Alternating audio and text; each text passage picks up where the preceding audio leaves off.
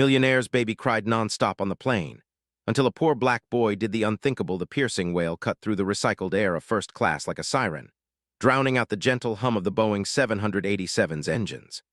Harrison Reed III, CEO of Reed Enterprises and self-made billionaire, felt every pair of eyes on the plane boring into the back of his Italian silk suit as his 6-month-old daughter Olivia's face contorted into an impossible shade of crimson. 3 hours into the transatlantic flight, and the baby hadn't stopped screaming since takeoff. The flight attendant's practiced smile had long since cracked, revealing thinly veiled contempt as she approached, her voice barely audible over the infant's shrieks. "Sir, we've had several complaints. Is there anything else we might try to quiet her down?" Harrison wiped sweat from his brow with a monogrammed handkerchief, desperation etching lines around his eyes. His wife Catherine was in Paris on business, and he'd foolishly thought he could handle their daughter alone on the flight to meet her. Now, as passenger after passenger shot daggers his way, he realized how catastrophically wrong he'd been. "I've tried everything," he whispered hoarsely, bouncing Olivia mechanically. "Bottles, toys, walking." His voice cracked with exhaustion. Nearby, an elderly woman tutted loudly, muttering something about people who can't control their children. A businessman in a neighboring seat slammed his laptop shut, jamming noise-canceling headphones over his ears. From the economy section, 17-year-old Marcus Johnson heard the commotion. The heavy curtains separating first class from the rest of the plane couldn't muffle the baby's distress. He shifted uncomfortably in his cramped seat, the threadbare hoodie he'd had since freshman year pulled up over his head. In 12 hours, he would be landing in London for the International Chess Championship, his one shot at a college scholarship. He needed rest before the biggest competition of his life. But as the baby's cries escalated and the atmosphere on the plane grew increasingly hostile, something tugged at Marcus's conscience. The memory of his little sister Zoe, now 7, and how only he could calm her when she was colicky as an infant. His mother had called it the magic touch. Before he could second-guess himself, Marcus unbuckled his seatbelt and stood up, his lanky frame unfolding in the cramped aisle. The flight attendant moving through economy with the beverage cart gave him a sharp look. "Sir, please remain seated. We're experiencing light turbulence." "That baby's been crying for hours," Marcus said, his voice quiet but firm. "I think I might be able to help." The flight attendant's eyes narrowed with suspicion. "First class is off limits unless you're a ticketed passenger for that section." Marcus felt the familiar weight of prejudgment settle on his shoulders as she took in his worn jeans, his public school hoodie, the color of his skin. He'd encountered this look countless times before, in stores where security followed him, in classrooms where teachers expressed surprise at his advanced placement status, in chess tournaments where opponents underestimated him until checkmate. "I understand," he said, his voice steady despite the blood rushing in his ears. "But sometimes the solution comes from unexpected places." But before the flight attendant could respond, the curtain to first class was yanked back, revealing a frazzled Harrison Reed holding his screaming daughter awkwardly against his shoulder. The businessman's normally immaculate appearance was in shambles, his bespoke shirt wrinkled and stained, his eyes bloodshot from exhaustion. "Please," he said, his voice breaking as he addressed no one in particular. "I'll pay anyone who can get my daughter to stop crying." The moment stretched like taffy, passengers averting their eyes from the powerful man's vulnerability, except for Marcus, who stepped forward, hands slightly raised. "Sir," he said quietly, "I might be able to help your daughter." For a brief moment, something ugly flickered across Harrison's face, doubt, maybe suspicion, as he took in the young black man in economy clothing approaching him. But desperation quickly overrode everything else. 3 hours of nonstop screaming had brought the billionaire to his knees. "You have experience with babies?" Harrison asked, trying to keep the skepticism from his voice. "My little sister had colic," Marcus replied, his calm confidence belying his racing heart. "May I?" He extended his arms toward the wailing infant. Harrison hesitated only a moment before surrendering his daughter. The entire plane seemed to hold its breath. And then Marcus did the unthinkable.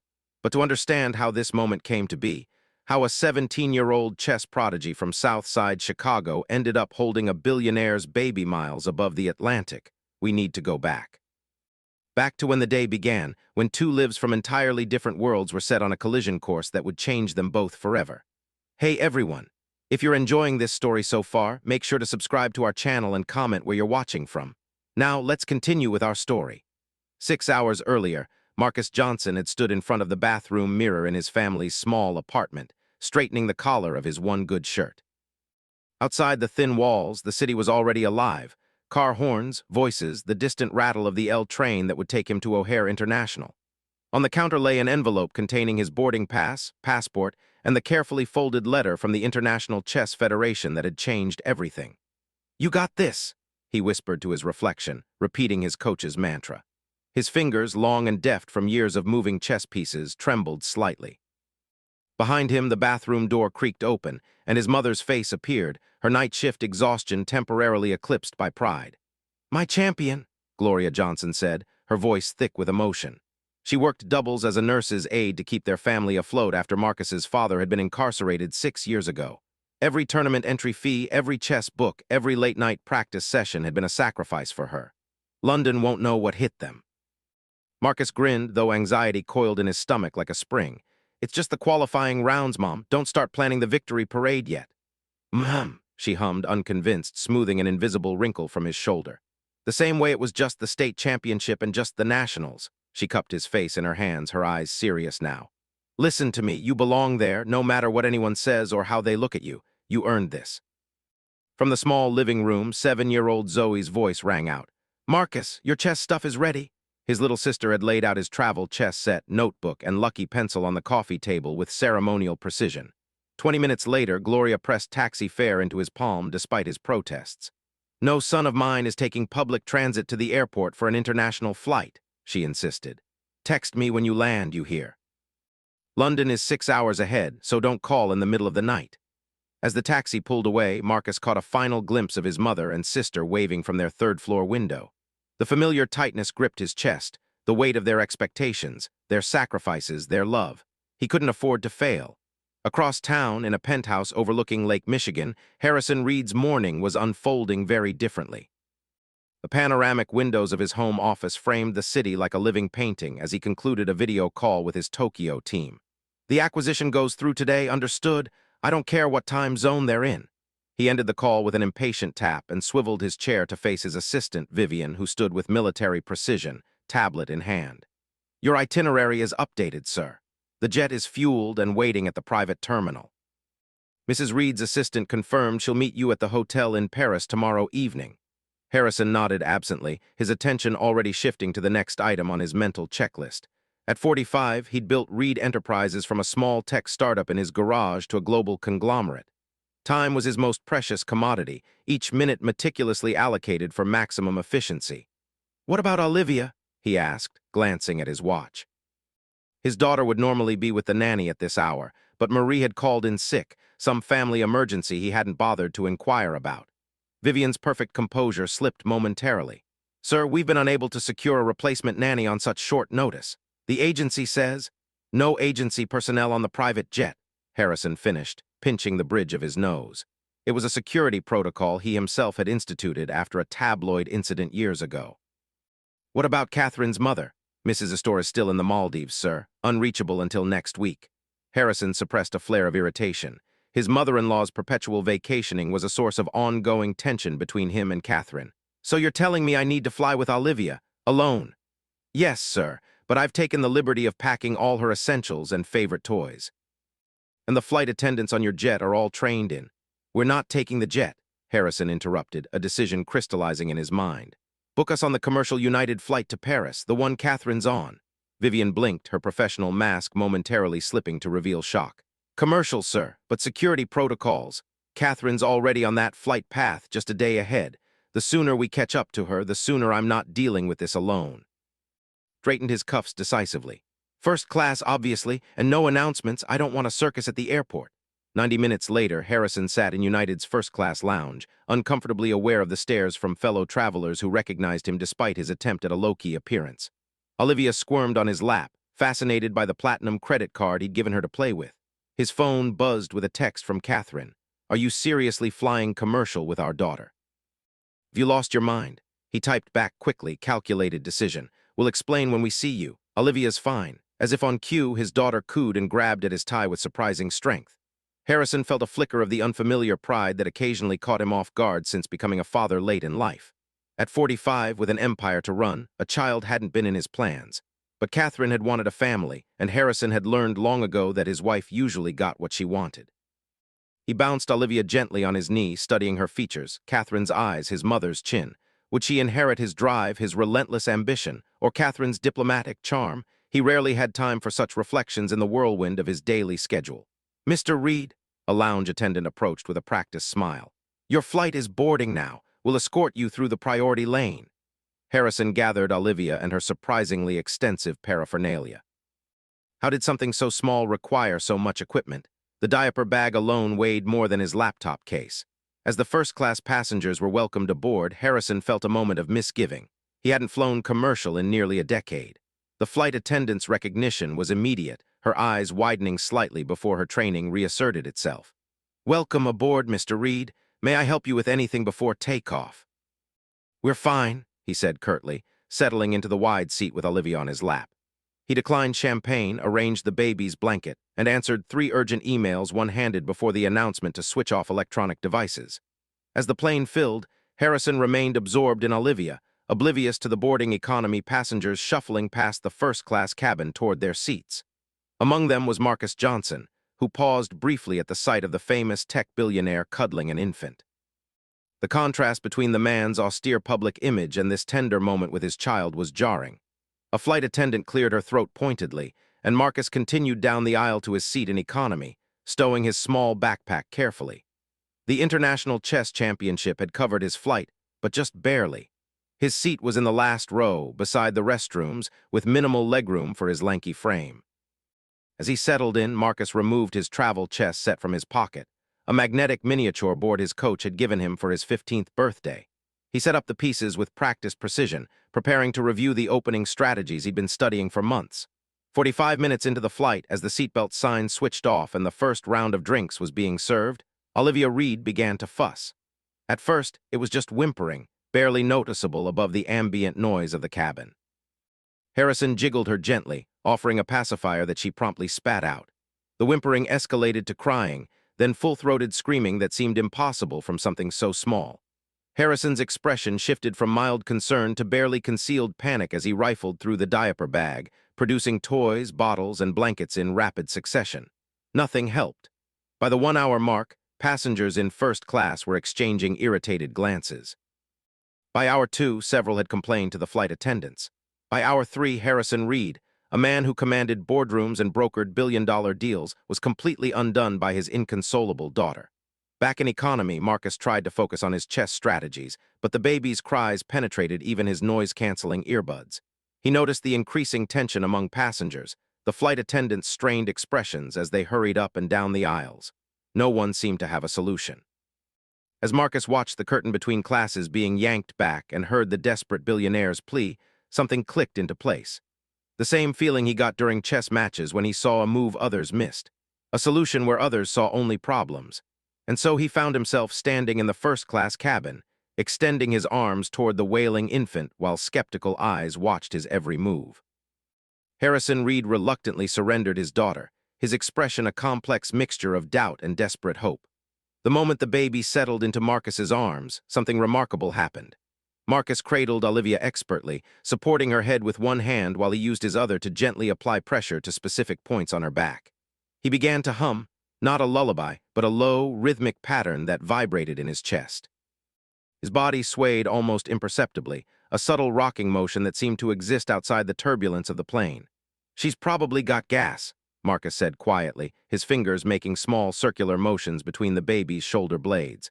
"My sister was the same way. Sometimes it's not about what they need, it's about how their body feels." Olivia's screams gradually subsided to hiccuping sobs, her tiny fists still clenched but her face relaxing from its alarming shade of red. Harrison stared in disbelief as Marcus continued his gentle ministrations, speaking to the baby in a low, soothing voice. "There you go. That feels better, doesn't it? All that pressure building up inside, nowhere to go. I bet you tried to tell them, but nobody understood. It's frustrating when no one gets what you're saying." A few more minutes of Marcus's mysterious technique, and Olivia's eyes began to droop. The transformation was nothing short of miraculous. The entire first-class cabin seemed to exhale collectively as the blessed silence settled over them. "How did you?" Harrison began, his voice hushed with amazement. Marcus carefully transferred the now drowsy baby back to her father's arms. "My mom works double shifts. I helped raise my sister from when she was a newborn. Some things you just learn by doing." Harrison adjusted his hold on Olivia, trying to mimic Marcus's technique. I have a team of experts, pediatricians, child development specialists, and none of them showed me that. A slight smile touched Marcus's lips. With all due respect, sir, some things you can't learn from experts. You have to learn them from experience. The flight attendant who had earlier prevented Marcus from entering first class now hovered uncertainly nearby, witnessing the exchange. Her earlier suspicion had transformed into something like embarrassment. Man, Harrison said, studying Marcus with new interest, I believe I owe you a debt of gratitude. He shifted Olivia to one arm and extended his hand. Harrison Reed. I know who you are, sir, Marcus replied, shaking the offered hand firmly. I'm Marcus Johnson. Well, Marcus Johnson, you just saved everyone on this flight from a collective nervous breakdown, myself included. Harrison gestured to the empty first-class seat beside his own. Please join me for the remainder of the flight. I'd like to hear more about these techniques of yours. Marcus hesitated, glancing back toward economy. My bag. I'll have it brought up, Harrison said, nodding to the flight attendant who hurried to comply. As Marcus settled into the leather seat, wider than any chair in his apartment, the contrast between his morning and present circumstance wasn't lost on him. Just hours ago, his mother had scraped together taxi fare to send him off in style. Now he was sitting in first class beside one of the wealthiest men in America. So, Marcus, Harrison began once Olivia was securely sleeping in the bassinet the flight attendant had finally set up. What brings you on this flight to Europe? College tour? Family vacation? Marcus straightened slightly. Chess tournament, sir, the International Youth Championship in London. Harrison's eyebrows rose with genuine surprise. Chess, you're a player? Yes, sir, internationally ranked junior master. A calculating look entered Harrison's eyes, the same expression he wore when assessing potential acquisitions. Fascinating, and yet you also possess these rather unusual childcare skills. Marcus met the billionaire's gaze directly. Where I come from, you learn to be good at many things. Specialization is a luxury. Something in his tone caused Harrison to tilt his head, reassessing. South Side Chicago, based on your accent. Competitive chess programs aren't common there, are they? No, sir. My elementary school had one teacher who ran a club after hours. Mr. Caswell, Vietnam vet who learned chess from a Russian prisoner of war. Marcus's fingers absently arranged the cocktail napkin into perfect right angles. He said I had the best tactical mind he'd seen in 30 years of teaching. And this tournament in London, it's significant. Full college scholarship if I place in the top 3, Marcus said, his voice carefully neutral despite the stakes. Plus potential sponsorship for the Grandmaster track. Harrison nodded slowly, processing this information with the same attention he'd give a business proposal. And your parents, they must be very proud. A shadow crossed Marcus's face. My mom is. She works as a nurse's aide, double shifts to keep us afloat since my dad's been gone. Gone, Harrison echoed, then understanding dawned. I see. An uncomfortable silence settled between them, highlighted by the gentle hum of the engines and the soft breathing of the sleeping baby. Mr. Reed, Marcus said finally, I should probably return to my seat. I have some strategies to review before landing. Harrison's hand moved to stop him. Nonsense. The least I can do is offer you a comfortable seat for the duration. Besides, his eyes flickered to his sleeping daughter. I may need your expertise again before we land. As if on cue, the plane hit a pocket of turbulence, causing Olivia to stir. Both men froze, watching anxiously as she shifted in the bassinet, then settled back into sleep. Tell me about chess, Harrison said quietly, his gaze still on his daughter. I've always found it fascinating, but never had the patience to master it. Marcus relaxed slightly, on familiar ground now. It's not really about patience, sir. It's about seeing patterns that others miss. And understanding that every move has consequences that ripple across the entire board. Like business, Harrison mused. And life, Marcus added. Their conversation flowed more easily after that, moving from chess theory to business strategy, from Marcus's tournament preparations to Harrison's early days as an entrepreneur. The vast differences in their backgrounds and experiences seemed less significant with each passing hour, as they discovered unexpected commonalities in their approaches to problems and challenges. Olivia woke once, fussing slightly, and Marcus demonstrated his techniques again, explaining each movement to an attentive Harrison. It's about pressure points, he said. Same principle as chess, really, understanding the underlying structure and how different elements connect. Midway through the flight, as they shared the surprisingly decent first-class meal, Harrison posed a question that had clearly been on his mind. You mentioned a scholarship. I assume that means college is otherwise. Out of reach, Marcus finished. Financially, yes, my grades are good enough for admissions, but even with financial aid, the top programs are expensive, and those are the ones with the best chess teams. Harrison nodded thoughtfully, cutting his steak with precise movements. Which schools are you considering? MIT has shown interest, also Stanford and Northwestern. Marcus shrugged slightly. Depends on how I do in London. All excellent institutions, Harrison said. I dropped out of MIT my sophomore year to start my first company. A hint of wistfulness crept into his voice. Sometimes I wonder how things might have been different if I'd stayed. Would you have built Reed Enterprises? Perhaps not, at least not in the same way. Harrison took a sip of his wine. But there's value in completing what you start, in having a foundation before you build. As the flight progressed, other passengers occasionally glanced their way, curious about the unlikely pair engaged in such intense conversation. The same flight attendant who had earlier blocked Marcus's path now served him with deferential attention, having witnessed Harrison's obvious respect for the young man. 4 hours into their conversation, as the plane began its initial descent over the Atlantic, Harrison asked about Marcus's chess set. Marcus produced the magnetic travel board from his pocket, setting it up on the tray table between them. "Care for a game?" he offered. "Fair warning, I won't throw the match, even for a first-class upgrade." Harrison laughed, a genuine sound rarely heard in his boardrooms. "I wouldn't expect you to, and I wouldn't learn anything if you did." They played quickly, Harrison displaying more skill than he'd initially suggested, though Marcus identified weaknesses in his strategy within the first few moves. Rather than exploiting them immediately, he used the game as a teaching opportunity, explaining principles and tactics as they emerged on the board. "You're not playing to win," Harrison observed after 20 minutes. "I'm playing to teach," Marcus corrected. "Different objective, different strategy." Harrison studied him with renewed interest. "Most people in your position would take the opportunity to beat a billionaire at chess. Ego boost." Marcus captured Harrison's bishop with a precise move. "My coach says playing to your opponent's level teaches you nothing. Neither does crushing someone with less experience." He gestured to the board. "This way, we both learn something." The game concluded with Harrison's inevitable defeat, though more gracefully than it might have been. As they reset the pieces, Olivia began to stir again in her bassinet.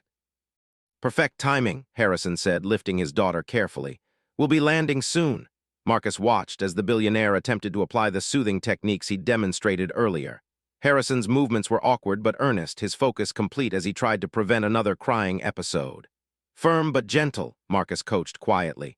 "Babies can sense tension. If you're anxious, she'll pick up on it." Harrison adjusted his approach, and Olivia responded positively, gurgling contentedly in her father's arms. The look of triumph on Harrison's face was not unlike his expression after making a particularly good move during their chess game.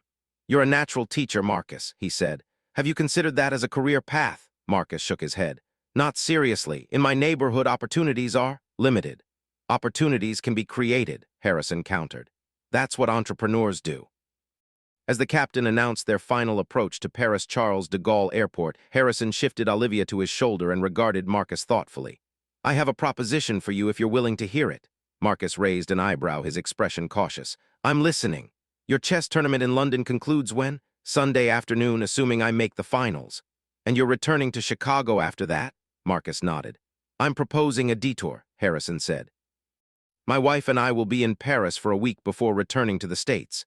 Given your evident skills with Olivia, I'd like to offer you a temporary position as her caretaker during our stay. Fully compensated, of course, at well above market rate." Marcus blinked, taken aback. "You want to hire me as a nanny?" "I prefer childcare consultant," Harrison said with a hint of a smile. "The position includes private accommodation at the Hotel George V, all expenses covered, and a salary that should significantly supplement your college fund, regardless of the tournament outcome." The offer hung in the air between them, unexpected and life-altering in its potential. Marcus's mind raced through calculations and considerations. The extra time away from home, the prestigious hotel, the compensation that could change his family's financial situation overnight. But beneath these practical matters ran a deeper current of recognition. Harrison Reed, a man who could hire anyone in the world, was offering him a position of trust with his most precious possession, his child. "May I have some time to consider it?" Marcus asked, his voice steady despite his internal turmoil. "And I'd need to discuss it with my mother." "Of course," Harrison nodded, reaching into his jacket pocket for a business card. "My private number. Let me know your decision after your tournament." As the plane touched down in Paris, jostling slightly on the runway, Harrison settled Olivia more securely in his arms and turned to Marcus with an expression of genuine gratitude. "Regardless of your decision, I want to thank you, Marcus, not just for helping with Olivia, but for the conversation. It's been illuminating." Marcus nodded, understanding the unspoken layers in the billionaire's words. Sometimes the most valuable moves in chess aren't the ones that capture pieces, Mr. Reed. They're the ones that change the structure of the entire board. As they prepared to disembark, the first-class passengers gathering their belongings, Harrison hesitated. "One more thing, Marcus. Would you be willing to teach me those techniques properly before we part ways? I have a feeling I'll need them." "It would be my pleasure," Marcus replied, and for the first time since boarding the plane in Chicago, he felt the weight of expectation lift from his shoulders. Whatever came next, the chess tournament, Harrison's job offer, his future beyond this unexpected encounter, he had already won something valuable: recognition, respect, the acknowledgement that wisdom comes in many forms from many sources. And as they walked together through the airport, the billionaire and the chess prodigy from South Side Chicago, something fundamental had shifted between them. A connection formed miles above the Atlantic, bridging worlds that rarely intersected on the ground below. If you're enjoying this story, please subscribe to our channel and let us know where you're watching from in the comments. Now, let's continue with our story and see what happens next. Catherine Reed was waiting at the private terminal adjacent to Charles de Gaulle, her sleek silhouette a study in controlled impatience as she checked her watch for the third time in 5 minutes. When the doors finally opened and Harrison appeared with Olivia, her expression morphed from irritation to confusion at the sight of the tall young man walking beside her husband. "Harrison," she said, air-kissing his cheek while taking Olivia into her arms with practiced ease. "I was expecting Marie. Who is this?" Harrison performed the introductions, his tone revealing an unusual level of deference as he explained the circumstances of their meeting. Catherine's perfectly sculpted eyebrows rose fractionally as she assessed Marcus, her initial skepticism gradually softening as she noticed her daughter's contentment. "You managed the entire flight without a meltdown?" she asked, bouncing Olivia gently. "That's practically miraculous. Last time we flew with her, the pilot threatened to make an emergency landing." "Marcus has quite the gift," Harrison said. "In fact, I've offered him a position during our Paris stay, pending his decision after his chess tournament in London." Catherine's surprise was evident, but years in corporate and social circles had taught her to adapt quickly. "Chess tournament?" Marcus explained his circumstances with the same quiet confidence he'd displayed on the plane, watching as Catherine processed this unexpected development. Unlike her husband, whose interest had been primarily pragmatic, Catherine seemed genuinely curious about Marcus's background and achievements. "Junior international master at 17, she mused. "Impressive. Harrison barely manages to concentrate on one chess game without checking his phone." This gentle jab at her husband revealed a warmth beneath Catherine's polished exterior that made Marcus revise his initial impression of her as merely another wealthy socialite. "The car is waiting," Catherine said, glancing at her watch again. "Marcus, can we drop you somewhere? The hotel, perhaps?" "Actually," Harrison interjected, "I've arranged for Marcus to be taken to the train station. His tournament in London starts tomorrow." Marcus nodded gratefully. "The Eurostar leaves in 2 hours. I should have plenty of time." "Well then," Catherine said, shifting Olivia to her other hip, "good luck with your tournament, and I hope we'll see you again soon." The sincerity in her voice suggested she meant it. As they prepared to part ways, Harrison extended his hand to Marcus. The handshake was firm, businessman to businessman, but there was something else in Harrison's eyes, a recognition, perhaps, of something valuable discovered in an unexpected place. "Remember," Harrison said quietly, "the offer stands regardless of the tournament outcome, though I suspect you'll do quite well." Marcus thanked him, shouldered his backpack, and headed toward the waiting car Harrison had arranged. As he walked away, he heard Olivia begin to fuss in her mother's arms. "Here," Harrison said behind him. "Let me show you something, Catherine. It's all about the pressure points." Marcus smiled to himself as he slid into the sleek town car. Whatever happened in London, something significant had already shifted in his world. A door had opened, revealing possibilities he hadn't imagined when he boarded the plane in Chicago. The Eurostar sped through the French countryside, fields and villages blurring past the windows as Marcus reviewed his opening strategies one last time. His phone buzzed with a text from his mother. "Landed safely?" He typed back quickly, "In France. Taking train to London now. You won't believe what happened on the flight." As he began composing a longer message explaining the extraordinary encounter, another text appeared on his screen, this one from an unknown number. "This is Harrison Reed. Just wanted to wish you luck tomorrow. Olivia says thanks again." Marcus stared at the message, a smile tugging at his lips. He saved the number to his contacts before replying, "Thank you, sir. Give Olivia my best." After a moment's hesitation, he added, "Remember firm but gentle pressure and breathe with her, not against her." The response came almost immediately, sage advice for business negotiations as well. We'll keep you posted on my progress. By the time the Eurostar pulled into St. Pancras Station, London's evening lights were blinking on across the city. Marcus collected his backpack, double-checking that his chess set and tournament credentials were secure, and stepped onto the platform. The weight of tomorrow's competition settled back onto his shoulders, but it felt different now, balanced by the unexpected validation of the day's events. The tournament hotel was modest compared to the luxury Harrison had offered in Paris, but the lobby buzzed with chess energy. Players from around the world hunched over boards, discussing strategies in multiple languages, sizing up the competition. Marcus checked in, received his contestant packet, and headed to his room to prepare for the morning's first match. As he laid out his tournament clothes, the one good suit his mother had found at a second-hand store and altered to fit him perfectly, his phone buzzed again. This time it was his coach, Frank Desmond, a gruff former champion who'd taken Marcus under his wing 4 years earlier. Arrived safely? Get some sleep. Remember what we practiced. First-round opponent is Dmitry Volkov, Russian junior champion. Strong opening game but gets impatient in the middle. Make him wait. Marcus replied with a thumbs-up emoji, knowing Coach Desmond's aversion to unnecessary words. Then he set his alarm, laid out his tournament materials, and tried to quiet his mind for sleep. But as he drifted off, it wasn't chess positions that filled his thoughts. It was the image of Harrison Reed, billionaire CEO, learning to soothe his baby daughter with techniques passed down from Marcus's mother, who had learned them from her mother before her. Knowledge flowing across boundaries of class and race and privilege, connecting 3 generations in an unexpected lineage of wisdom. Morning came too quickly, London's gray dawn filtering through thin hotel curtains as Marcus's alarm chirped insistently.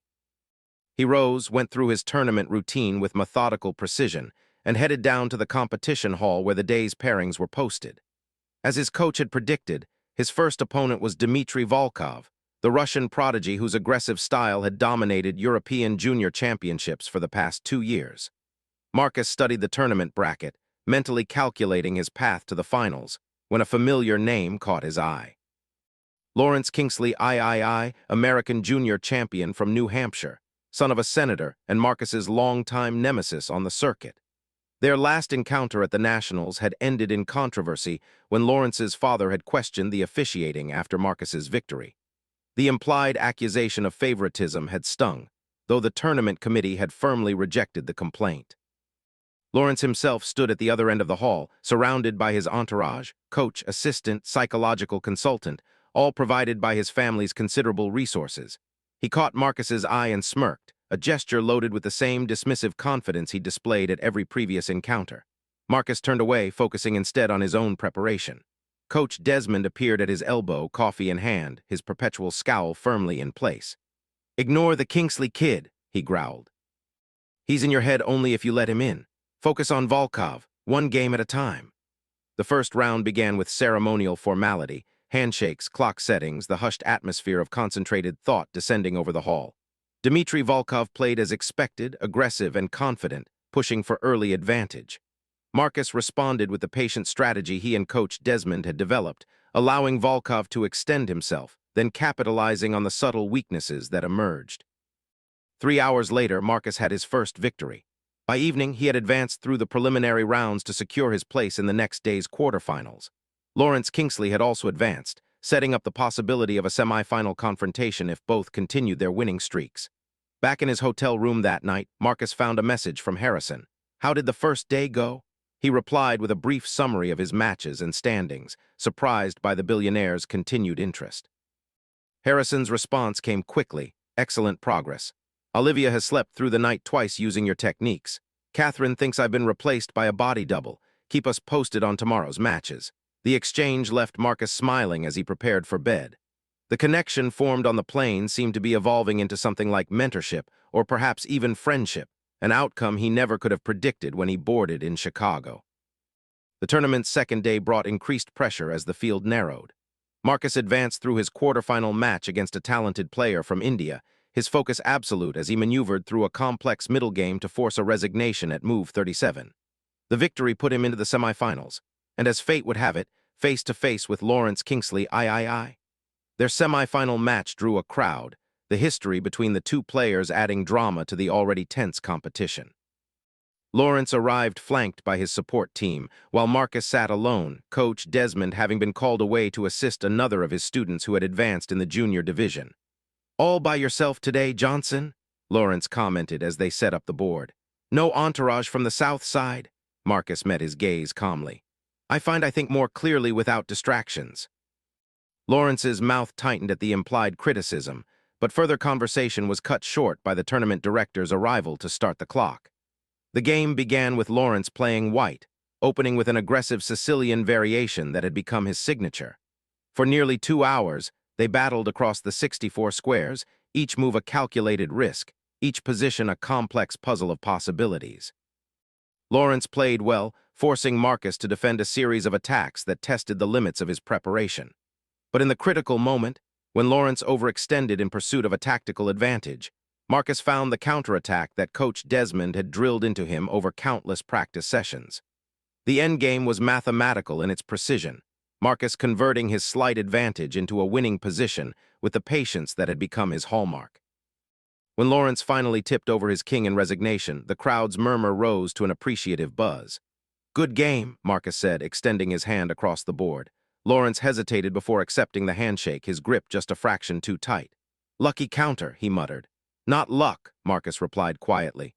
"Pattern recognition. The same position came up in your match against Petrov last year at the Invitational. You made the same choice then with the same result." Lawrence's eyes widened slightly, surprise replacing resentment for a moment. "You studied my games." "All of them," Marcus confirmed. "Just as I'm sure you studied mine." A grudging respect flickered across Lawrence's face. "Finals tomorrow, then, against Zimmerman." He nodded toward the adjacent board where the German champion had just secured his own place in the finals. "He's been unstoppable this season." "Everyone's stoppable," Marcus said. "It's just a matter of finding the right move at the right time." As he gathered his materials, Marcus's phone buzzed with a text from Harrison. "Semi-final result." He typed back quickly, "Victory. Finals tomorrow against Zimmerman." Harrison's response was immediate, "Excellent. One more to go. Olivia and I are cheering for you from Paris." The attached photo showed Harrison holding Olivia, both giving thumbs up to the camera, the Eiffel Tower visible through a window behind them. The casual warmth of the image, so at odds with Harrison Reed's public persona, brought a smile to Marcus's face as he headed back to his hotel. That evening, as he reviewed his notes on Zimmerman's playing style, a call came through from his mother. Her voice was thick with emotion when he told her about making the finals. "I knew it," Gloria said, pride radiating through the connection. "I told everyone at work my son's going to be a champion." "Just the finals, Mom," Marcus cautioned, the same reflexive modesty he'd displayed in their bathroom days earlier resurfacing. "Zimmerman's tough." She hummed, unconvinced. "And I suppose you getting to the finals of an international tournament is just another day too." Marcus laughed, recognizing his own words reflected back at him. "Point taken. How's Zoe?" Missing her brother. "Told all her friends you're becoming a chess master in London." "Grandmaster," Marcus corrected automatically. "And that's still years away, even if I win tomorrow." "One step at a time," Gloria agreed. "Oh, before I forget, there was a call for you from some foundation about a possible sponsorship. I took down the number." Marcus frowned. "What foundation?" "Reed Foundation for Educational Excellence. Said they were considering you for their chess development program. Wanted to talk after the tournament." Marcus's pulse quickened. The Reed Foundation was Harrison's philanthropic organization, known for its selective but generous support of promising students from disadvantaged backgrounds. Had Harrison already set this in motion, regardless of Marcus's decision about the Paris offer? "Did they leave a contact name?" he asked, trying to keep his voice casual. "Someone named Vivian, very professional sounding. I have her number here somewhere." After finishing the call with his mother, Marcus sat on the edge of his hotel bed, turning this new development over in his mind. The chess scholarship had always been his focus, his path to college and beyond. But Harrison's interest, both the Paris offer and now this potential foundation sponsorship, opened doors he hadn't even known existed. His phone buzzed again with a text from Harrison. "Get some rest. Big day tomorrow. Remember what you told me about Olivia, tension transfers. Stay calm, trust your preparation." The parallels between chess strategy and baby-soothing techniques brought a smile to Marcus's face as he prepared for bed. Two worlds that had seemed entirely separate now, connected through unexpected principles. Finals day dawned clear and crisp, London's autumn sunshine streaming through the tournament hall's high windows as spectators filled the viewing area. The match between Marcus and Zimmerman had been promoted as the highlight of the youth championship. the precision-focused German champion versus the intuitive American challenger. As Marcus took his place at the board, he was surprised to see Coach Desmond in the front row of the audience, giving him a gruff nod of encouragement. Beside him sat an unfamiliar woman in a tailored suit who Marcus somehow knew must be Vivian, Harrison's assistant. Her presence confirmed that the Reed Foundation's interest was real, not just a product of his mother's misunderstanding. The final match was scheduled for 5 hours, with potential extensions if needed, a test of endurance as much as skill. Zimmerman played white, opening with a conservative queen's gambit that set the tone for a strategic battle. 2 hours in, the position remained balanced, neither player willing to risk the aggressive moves that might create weaknesses. Marcus found himself drawing on the same patience he'd described to Harrison, the ability to wait for the right moment, to recognize patterns as they emerged from apparent chaos. In the third hour, Zimmerman began pressing for advantage, perhaps sensing fatigue in his opponent. But Marcus had trained for this, pushing through the mental exhaustion to find clarity in the critical positions. When Zimmerman finally overcommitted to an attack on Marcus's queen side, the counter was there, subtle but devastating, a knight sacrifice that led to a winning endgame combination. The tournament hall erupted in applause as Zimmerman extended his hand in resignation, genuine respect in his eyes. "Brilliant sacrifice," he said in accented English. "I did not see it until too late." "Thank you," Marcus replied, the reality of his victory still sinking in. "Your middle game pressure was intense." As the tournament officials prepared for the awards ceremony, Marcus found himself surrounded by well-wishers, reporters, and representatives from chess organizations. Coach Desmond pushed through the crowd to grip his shoulder tightly, the closest thing to a hug the taciturn man ever offered. "Knew you had it in you," he growled. "Perfect execution of our strategy." Before Marcus could respond, Vivian appeared at his elbow, smartphone in hand. "Congratulations, Mr. Johnson. Mr. Reed would like to speak with you when you have a moment." She handed him the phone, and Harrison's voice came through clearly despite the noisy hall. "Marcus, spectacular victory. We watched the live stream of the final moves. Even I could appreciate the brilliance of that knight's sacrifice." "Thank you, sir," Marcus said, still processing the convergence of his chess triumph with this unlikely connection to the billionaire. "I appreciate you taking the time to watch." "Wouldn't have missed it," Harrison replied. "Vivian has information about the Foundation's chess development program. We'd like to discuss it with you in Paris, if you're still considering our offer." The awards ceremony was a blur of handshakes, photographs, and the weight of the championship trophy in Marcus's hands. The tournament director announced the scholarship award that had been his primary goal, but it now seemed just one part of a larger picture taking shape around him. Afterward, as the hall cleared and Marcus gathered his belongings, Vivian approached with precise efficiency.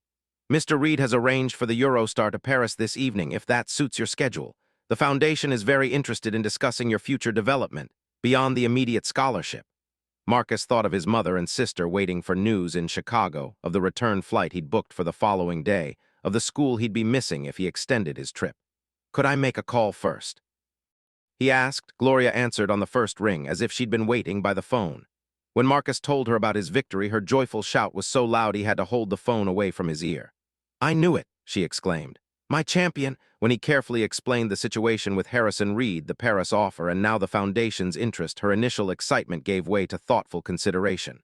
"This Reed man," she said cautiously, "he's offering you some kind of job with his foundation."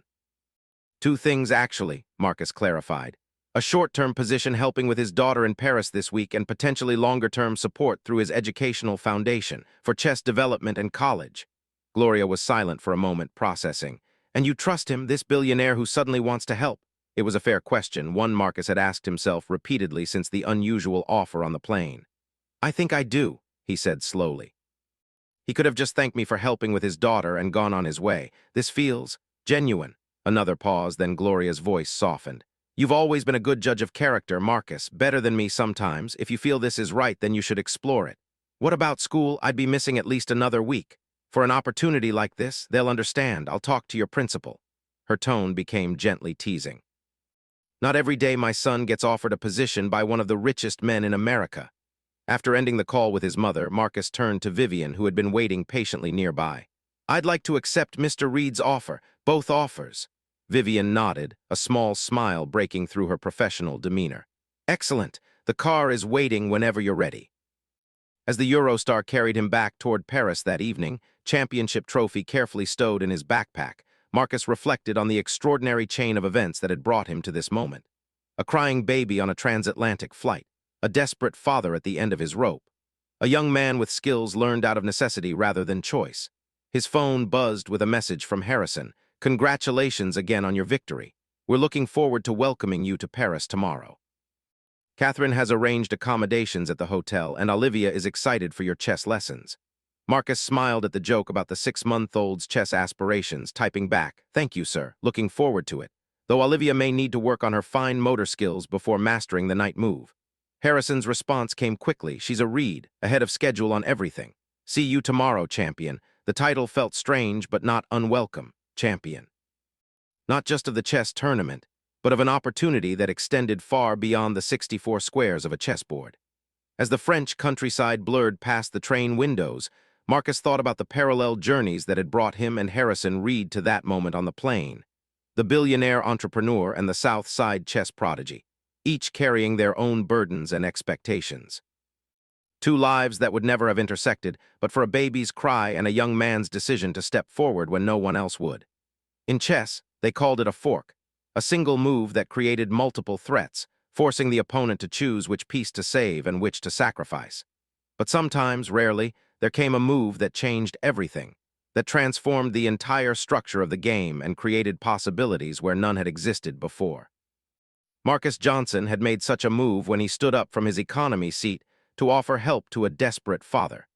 Harrison Reed had made such a move when he looked past his preconceptions to recognize value in an unexpected source.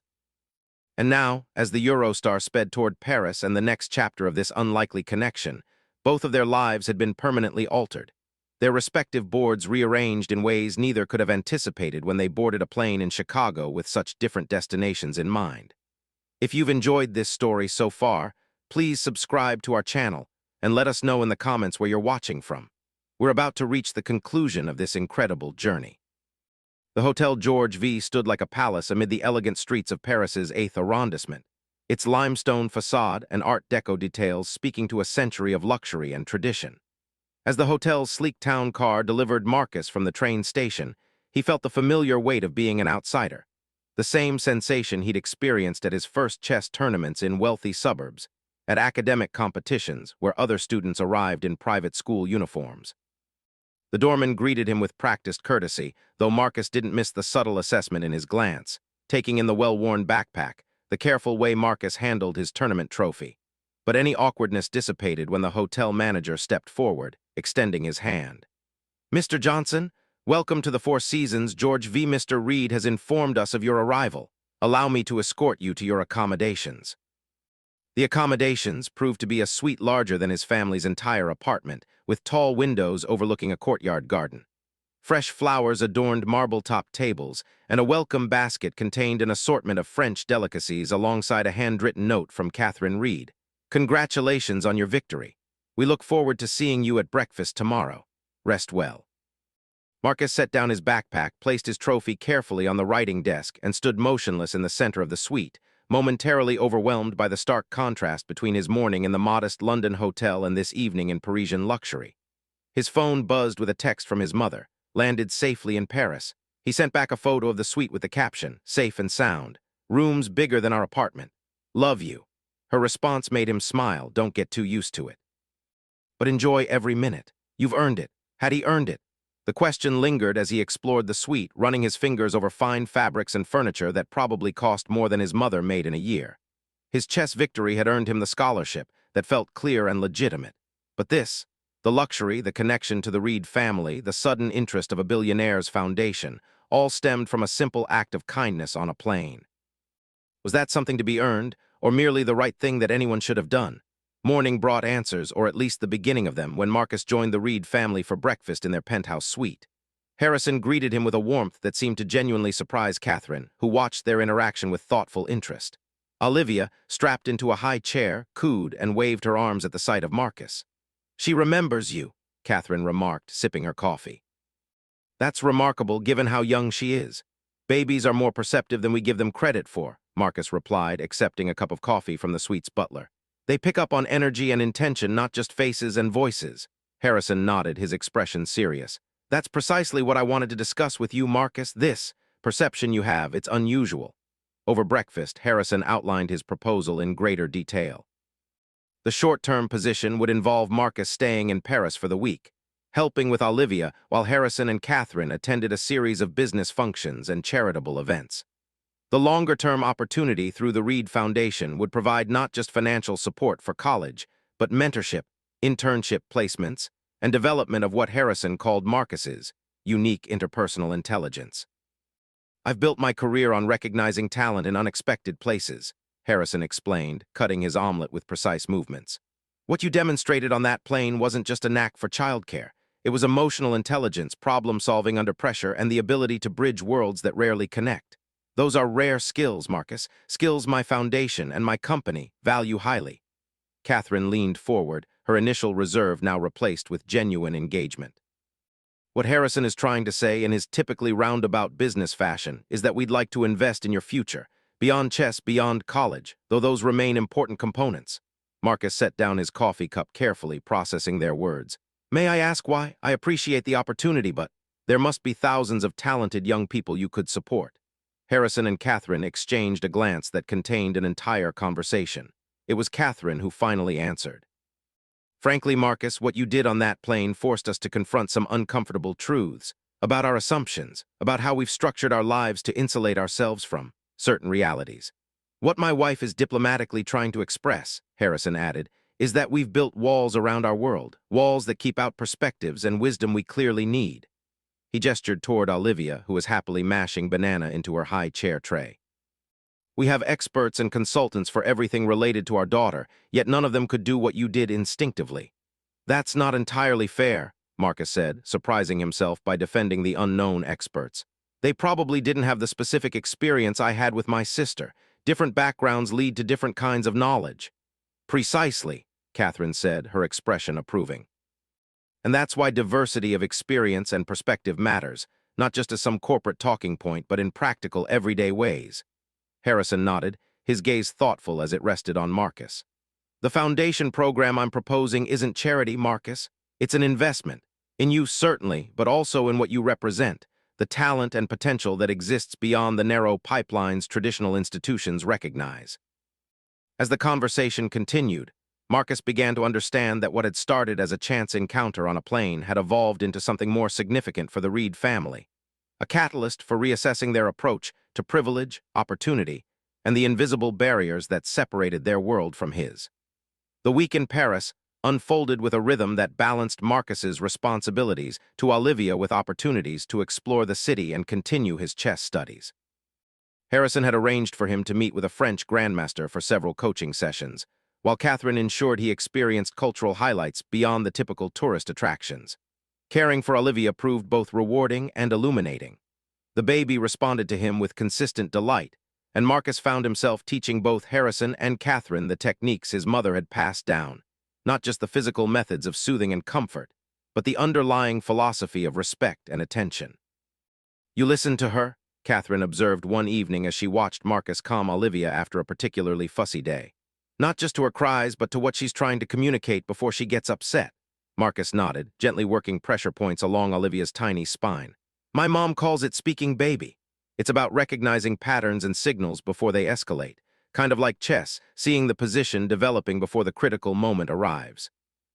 Harrison, who had been observing from the doorway, entered the nursery with uncharacteristic hesitation. Would you show me again? I've been practicing, but I can't seem to get it right." The vulnerability in the billionaire's request struck Marcus deeply. Here was one of the most powerful men in the business world, accustomed to commanding rooms and making decisions affecting thousands of lives, asking for guidance from a 17-year-old from South Side Chicago. "Of course," Marcus said, carefully transferring Olivia to her father's arms. "It's all about confidence in your movements. Babies sense uncertainty immediately." As he guided Harrison's hands, demonstrating the proper pressure and rhythm, Marcus reflected on how this moment inverted the traditional power dynamics between them. In this room, with this specific knowledge, he was the authority, his experience valued precisely because it came from outside Harrison's usual spheres of influence.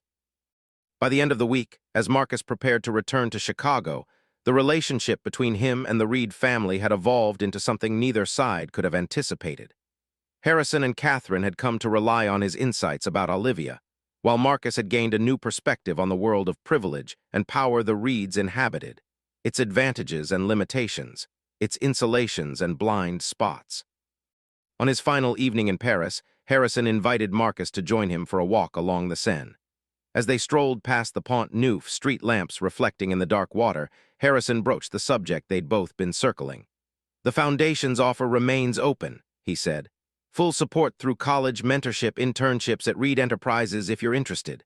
No strings attached, regardless of your career path." Marcus nodded, watching a tour boat glide beneath the bridge, its lights creating ripples of gold on the water's surface. "It's an incredible opportunity, one that could change everything for me and my family." "But," Harrison prompted, hearing the unspoken reservation in Marcus's tone. "But I need to be sure I'm accepting it for the right reasons," Marcus said carefully. "That it's not just compensation for helping with Olivia. Or worse, some kind of charity case that makes you feel better about yourself." Harrison stopped walking, turning to face Marcus directly. In the lamplight, the lines of privilege and power that usually defined the billionaire's face seemed softened, revealing the human complexity beneath. "Let me be clear, Marcus. What I'm offering isn't charity or compensation. It's recognition of exceptional talent and character. Same recognition I'd give to any promising young person I encountered, regardless of circumstances." He paused, choosing his next words with care. "The difference is that our paths would never have crossed without that flight. The worlds we inhabit are separated by more than just economic barriers. They're separated by systems designed to keep them distinct." Marcus considered this, understanding the truth in Harrison's words. "So this is about disrupting those systems." A smile touched Harrison's lips. "In a small way, yes. One connection at a time. One recognized talent at a time." He gestured toward the city lights surrounding them.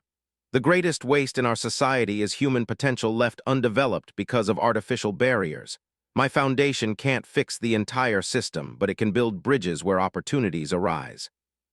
They resumed walking, silence settling between them as Marcus weighed the offer against his concerns about independence, about earned versus granted opportunity, about the complex dynamics of privilege and assistance.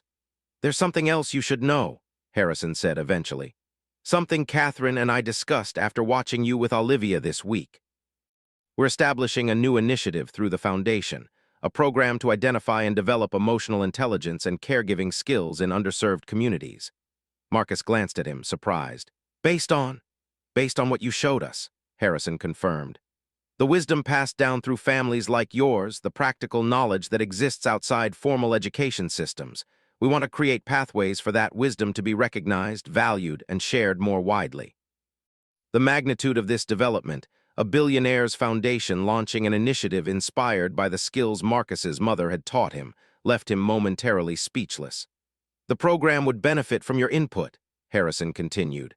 "Not now, perhaps, but after college, when you've had time to develop your own path and perspective."